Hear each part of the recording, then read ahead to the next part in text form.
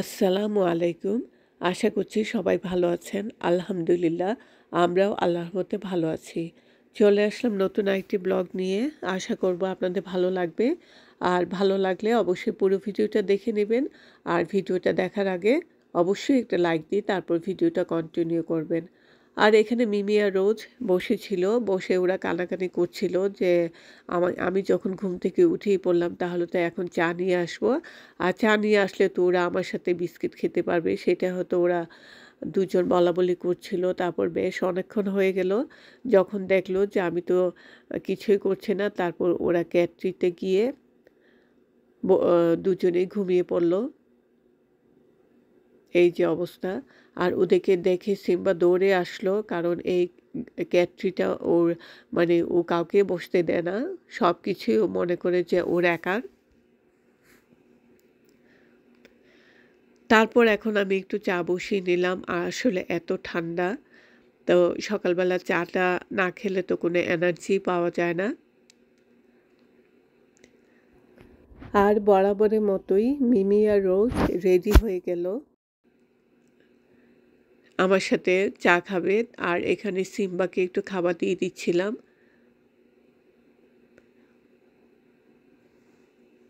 এই যে অবস্থা, আমার সকালের অবস্থা।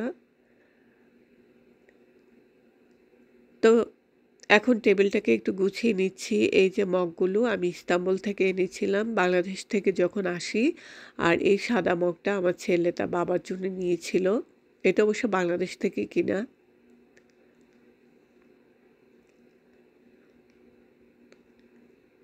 তারপর আমি টেবিলটাকে একটু গুছিয়ে নিলাম। আর এই টেবিলের কভারগুলো আমি বাংলাদেশ থেকে এনেছিলাম। চেয়ার আর টেবিলের যে কভারগুলো।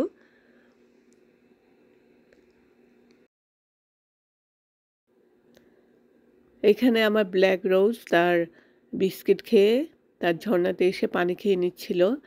তো এখন চলে গেলাম আমি নিচে একটু রান্না করব। কিছু রান্না করতে হবে আমার। আ তো সেজন্যই যত আর্লি রান্না করব। আর বিকেলবেলা মিমি রোজকে নিয়ে ডাক্তারে যেতে হবে। সেইজন্য একটু আর্লি রান্নাটা শেষ করতে চাচ্ছিলাম।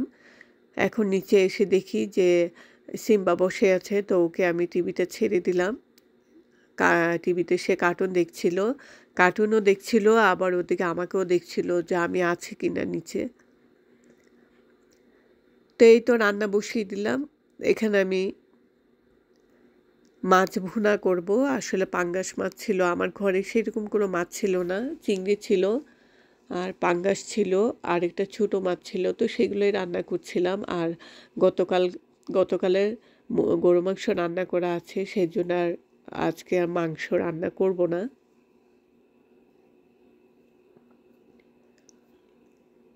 তো এর জন্য আমি আগেই মাছ মাছগুলো ভেজে রেখেছিলাম। আর ওখানে ডালও বসিয়ে দিয়েছি অন্য একটা চুলাতে।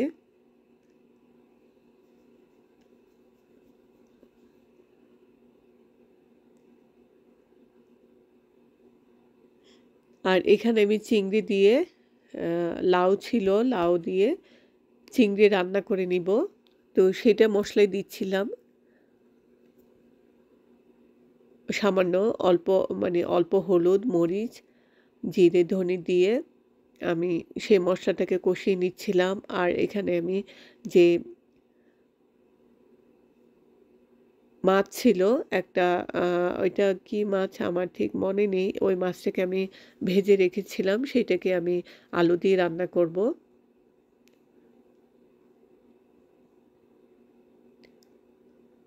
তো এই তো আমি চিংড়িটা কষিয়ে নিচ্ছি। চিংড়িটা কষানো একটু কষিয়ে নিয়ে মশলার সাথে তারপর আমি লাউ দিয়ে দিব। আর এখানে আলু দিয়ে সেই মাছটা রান্না করছি। এটাকে সম্ভবত কি মাছ বলে আমার আসলে এই মুহূর্তে নামটা মনে পড়ছে না। এই যে মাছটা সেটাকে একটু ভেজে নিয়েছি।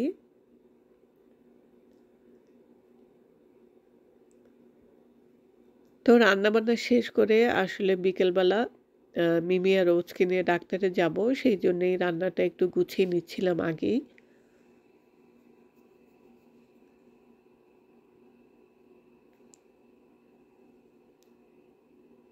তো এই মাছটা একটু ভেঙে গিয়েছিল, সেইজন্য আমি মানে হালকা করে নাড়াচাড়া করছিলাম যাতে করে পুরো ভেঙে না যায় সেজন্য। তবে মাছটা ভীষণই মজা লাগছিল আমি যখন খেয়েছি রান্না করে।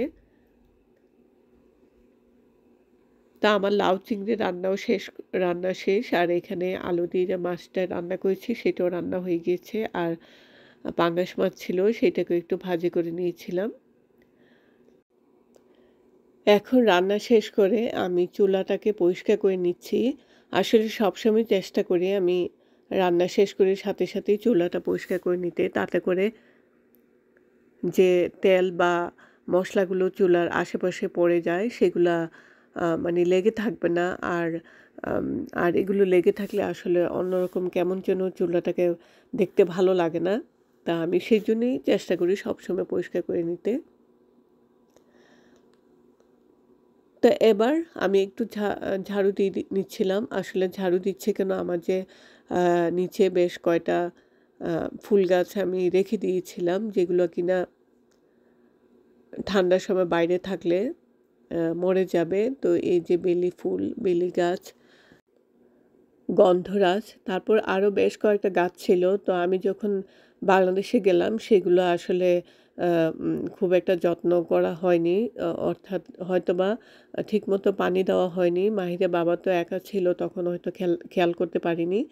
তো সেইজন্য আমার বেশ কিছু পছন্দের গাছ দেখা গেল যে আমি আসার পর দেখতে পেলাম সেগুলো মানে মরে গিয়েছে। তো খারাপই লাগছিল। তারপরে আমি চেষ্টা করছি যদি সেগুলো আবার বেঁচে যায় সেজন্য যত্ন করছিলাম। তো যাই হোক এখানে মিমি এসে গেল বাথরুমে। ওকে একটু সবসময় ওকে ব্রাশ করে দিতে হয়। সেজন্য সে মানে বাথরুমের দরজার সামনেই বসে থাকবে। তো সেটা দিয়ে তারপর ওদেরকে নিয়ে আমি আর আমার ছেলে চলে আসলাম ওদের ডাক্তারের কাছে। তো সেখানে এসে ওদের একটা ভ্যাকসিন ছিল।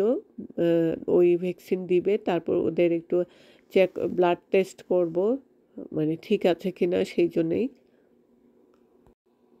আসলে ওদেরকে ডাক্তারে নিয়ে যাওয়া একটা অনেক বড় ঝামেলা। কারণ সারাটা রাস্তা ওরা গাড়িতে এত ডাকাডাকি করে যে মানে বিরক্তই লাগে। তারপরও হয়তো ভয় পায় সেইজন্যেই। তারপর মিমি অনেক ডাকাডাকি করেছিল কিন্তু রোজ একদমই চুপ ছিল। ও এমনিতেই শান্ত, যে কালো যে রোজ বিল্লিটা সে খুবই শান্ত আর খুব লাজুক টাইপের। তো সেও ভয় পেয়েছিল কিন্তু কোনো শব্দ করেনি। কিন্তু মিমি পুরোটা রাস্তায় অনেক ডাকাডাকি করেছে। তো সেখানে এনেছি আসলে ওদেরকে ভ্যাকসিন দেওয়ার ডেট ছিল। তারপর ওদেরকে ব্লাড টেস্টও করা হবে। তো সেইজন্য ওদের একটু আ চেকআপ করানো দরকার ছিল। সেইজন্যই নিয়ে আসা। তো এই যে মিমির ওজন নেওয়া হলো। এখন রোজেরও ওজন নেওয়া হচ্ছে। সে তো একদম ভয়ে চুপ হয়ে বসেছিল। একদম নড়াচড়া করছিল না।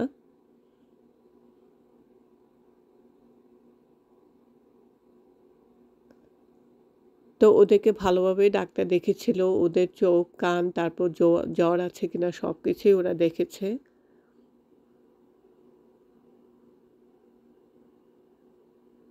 আর বলছিল ওদের আল্লাহর রহমতে ওদের কোনো সমস্যা ছিল না। যখন ব্লাড টেস্ট করা হলো তারপর কিছু সময় আমরা প্রায় অনেকক্ষণ বসেছিলাম। তারপর ওদের ব্লাডের রেজাল্ট নিয়ে তারপরে আমরা এসেছি। তো সবকিছুই ওদের ঠিক ছিল।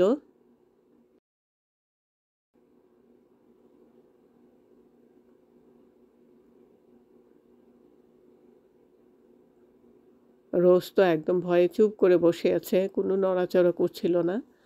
তো যাই হোক ডাক্তারের কাছ থেকে আমরা এখন বাসায় ফিরে যাচ্ছি। এই যে বাইরে কত স্নো, অনেক ঠান্ডা ছিল।